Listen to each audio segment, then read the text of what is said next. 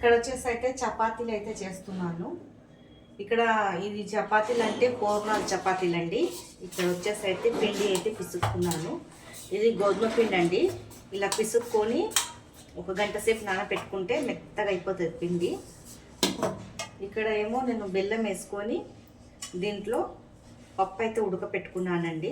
బాగా ఉడకపెట్టుకొని ఇట్లా గట్టిగా చేసుకున్నాను. దీంట్లో ఇలాచీలు అయితే వేసాను.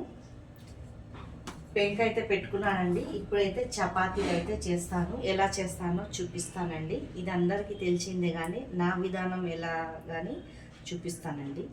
చపాతీలు అయితే చేసేసుకుంటున్నానండి. ఈ పూర్ణాలు చపాతీలు చాలా టేస్టీగా ఉంటాయి. అయితే పిల్లలు మంచిగా తింటారు. ఇది ఇలా నింపుకొని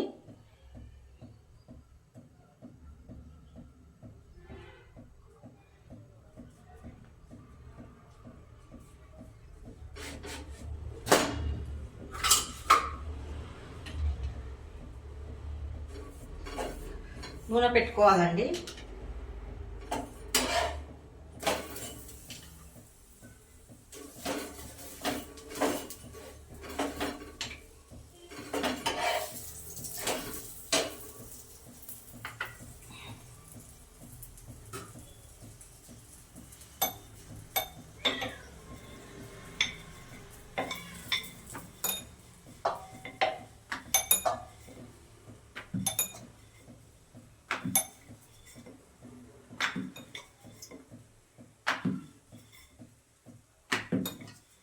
ఇట్లా ఎండిపోకుండా మంచిగా వస్తాయండి చపాతీలు.